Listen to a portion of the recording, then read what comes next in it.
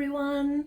What's up and welcome back to my channel. So as you can see from the title today, we're going to talk about what are my top tips for living and managing bipolar disorder. I've been diagnosed since I was 18 years old. So over the course of, 8 years or something, I feel like I have learned the key elements to living with this disorder. Of course, this is going to be different for everyone, but these are my personal opinions, so let's just jump right in it.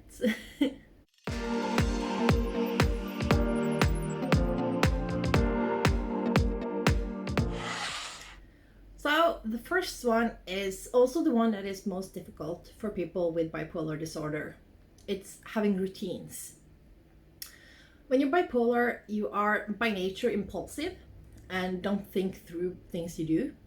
So learning to have routines and plan out your days really does help. I have found that it took me many years to learn good routines for myself. But once I figured out a proper sleeping pattern, what are my days, what are my routines, like having that consistency in my everyday life, it really helped. It really does. It's so difficult to manage. So I would suggest starting with something small, like saying that you're going to go to bed at the same time every day. For me, that's midnight. So I go to bed at midnight and I usually am up around 10 in the morning. I am unemployed, so I of course can sleep a bit longer.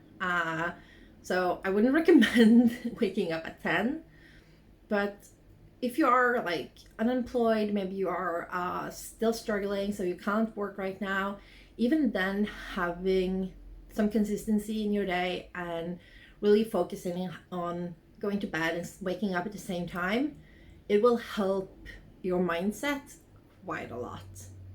So I would suggest starting there and work your way up. After like a week of implementing that sleeping pattern, you can implement eating breakfast at the same time every day, because that is actually that's actually my next point. It's nutrition.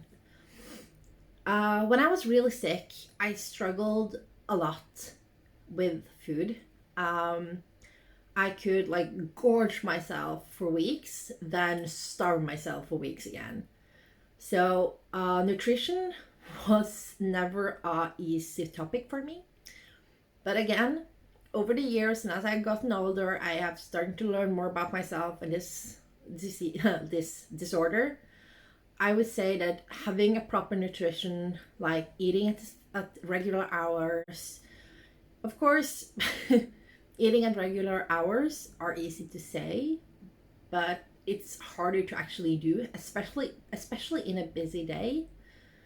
But still having that time frame, like you're gonna eat breakfast within an hour of your waking up, you're going to eat lunch 3 hours later, you're going to focus on having dinner at like 4 in the afternoon, 5 even. It really does help. It really does something for your mindset. The consistency and continuity of having something to like answer to yourself, it really does help. So yeah, try to eat at regular hours, and it knits very well into the whole having routines. It does a lot for me, at least. Next of all, I want to talk about planners. Like, again, this knits back into the routine I'm talking about, but having a planner, a good planner that you like, where you plan out days ahead, where you say, I have to do this today, I have a doctor's appointment today, I need to go grocery shopping that day. Again, it really helps, because when your mind is struggling to focus and you're having problem relating to your own mind and sorting through everything, looking at the planner and thinking, okay, yeah, I have to remember I have a meeting here. Oh yeah, I remember now. I planned out to have a talk with my doctor or my psychologist that day. it's gonna do a lot for you to know that you don't have to rely on your memory, because your memory can lie to you more often than not. So yeah, planners, lists. I do the same actually with everything. When I go traveling, I do lists. When I'm doing grocery shopping, I do lists. It's a good tool to just like get used to writing down your thoughts so that you don't have to rely on the mess in your head at all times. So yeah, I would really consider doing routines, nutrition, planners slash lists. Those are like the three main points that I really think are going to help probably anyone that struggles with mental illnesses, because our heads will lie to us so often that writing it down and getting used to writing it down, it's going to do plenty for us. The next I want to talk about is managing your anxiety. When you're bipolar, you have a lot of anxiety about anything, and getting out of your own mind can be really hard. It can be really troublesome. So I would suggest finding a hobby that will help you get out of your own head. That can be anything really. For me, those things can be doing my makeup, since I am so overdressed at all times. But I really like doing my makeup because I have to focus on something else for a moment. I have to zone out. I have to focus on where to place my lip liner, or maybe my eyeliner, doing my brows the same, stuff like that. It really takes me out of my head. Also, I do love doing like coloring books. I have many coloring books and I really love them. It's a nice way to focus completely and 100% on something else and feel that it's sort of a meditation, because you don't think, you just look at the book and you use your pens or pencils or whatever you use, and you have to focus on placing the colors within the lines. And the more you focus on those lines, the less you will be in your head. So I would recommend that one, or maybe working out. Working out is also a really good technique to work out some of that anxiety. So go for a run, or maybe a hike, something that will calm you and feel that you're finding your center again. Really getting yourself out of your mind. That is the most important way to like managing your anxiety. Get out of your head and do something where you don't have to focus on your head. You just have to do something. And it took me, again, all of these things, it took me years and years and years and years to really figure out what worked for me. So you might have to work a bit, trial and error, to find something that works for you. But I highly suggest finding a hobby or something that will take you out of your head for a few moments. It does wonders. The next point is keep it tidy. The more mess you have around you, the more depressed you're going to feel, the less organized you're going to feel, and the more disorganized your mind is going to feel. I experienced that my most like peaceful and calming days are the days right after I have cleaned my entire apartment, because everything around me has its own place. It looks so neat. It looks like I have a clean sheet to start working on, and I have a clean start, fresh start. So keeping it tidy, knowing that everything has its own place, where that place is. I highly suggest looking up Marie Kondo if you don't know her. I adore her. I adore her philosophies of tidying around you, and they work extremely well for bipolar people. And just that whole mentality of how to tidy and keep it minimalistic around you, or not really minimalistic, just knowing what you own and knowing that you appreciate everything you own and everything has its own place. It means that the outside will reflect something you don't have in your head, and it will be easier to visualize that like organized and tidy space so that your mind can follow. It sounds weird, it sounds way out there, but I realize that the more tidy I have it around me, the easier my mind works, and the easier time I have to do the things I have to do because it's already tidy around me. So get good routines on that too. Note it down in your planner, put on specific days you're going to tidy your apartment, you're going to do some laundry, stuff like that. It does wonders, I promise. I'm talking about the whole planning and stuff like that. My next point will be budgets. As an impulsive bipolar person, um, budgeting and handling money is like next to impossible. It's so hard. It's a reason why my boyfriend is the one in charge of our economy, and I actually I actually keep asking him, "Oh, I do think I need this thing. Can I spend money on it?" And he usually looks at me and goes, "You don't have to ask me if you can spend money on something." And I'm like, yeah, I do, because it's not obvious to me that if my mind says, "Oh, you need this thing," that I actually do need it. I need his voice of reason to tell me that, yeah, you can spend money on this. It's a valid thing to spend money on. So I highly suggest you make a budget for yourself. Again, this is one of the hardest things in the world if you are a bipolar person, to like maintain and actually use that budget. But oh my god, it's going to do so much wonders for you to always know what kind of money you have coming in, what's going out, what do you have to spend on groceries, what do you have to spend on medications or maybe healthcare, stuff like that. A budget really does the trick. It helps you physically see where your money is coming in and where it's going out. So it will do so much for you to like see how you do a budget and see that it works for you. It really does. Now we've gone through like the main parts of like what you physically can do to help maintain of like how to live with being bipolar and manage living with it. What I'm next is going to talk about is a little more out there. It's a little more of a thought more than a physical thing you can do. And the first one I want to talk about is honesty. What I what I mean when I say honesty is be honest with yourself and the people around you.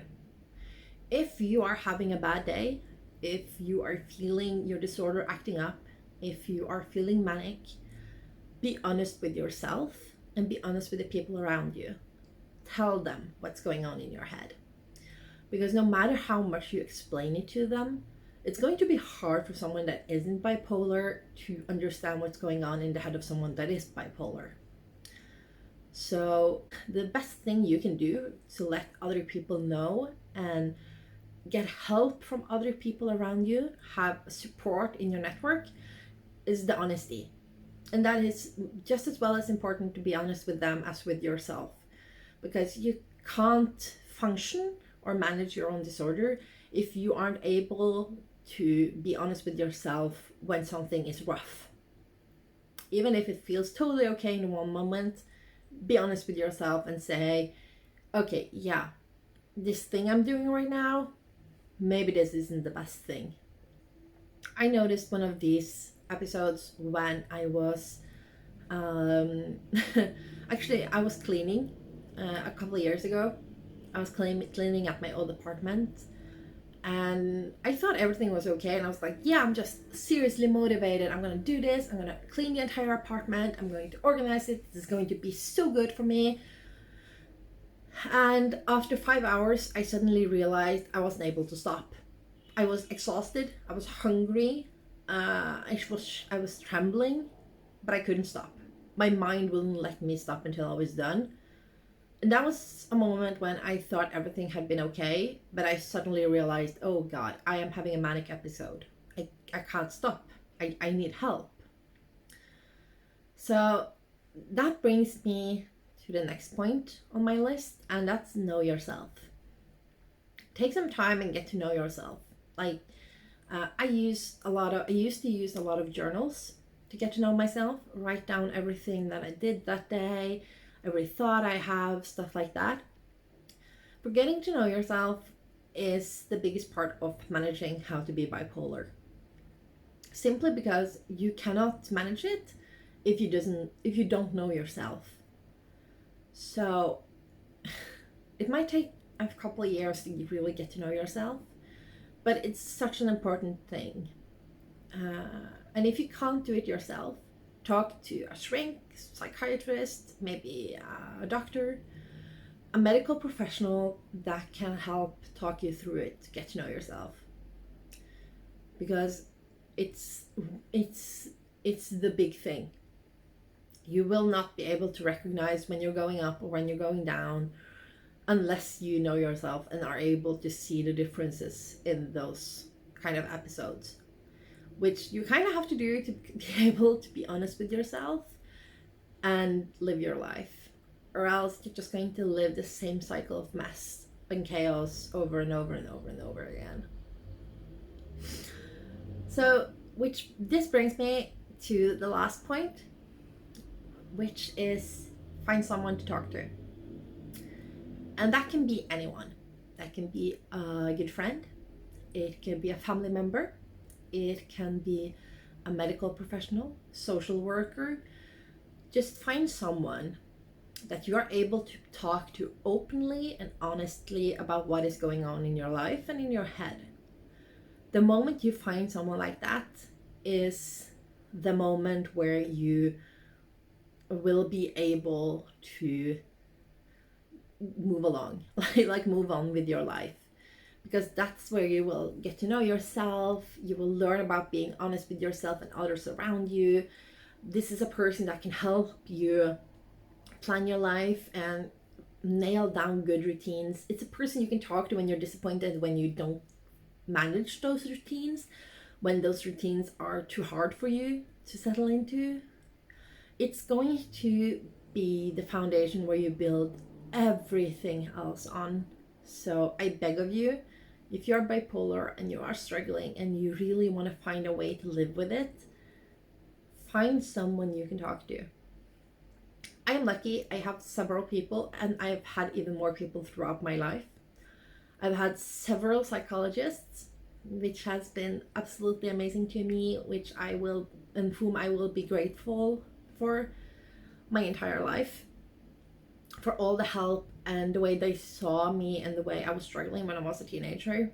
I am really eternally grateful for them.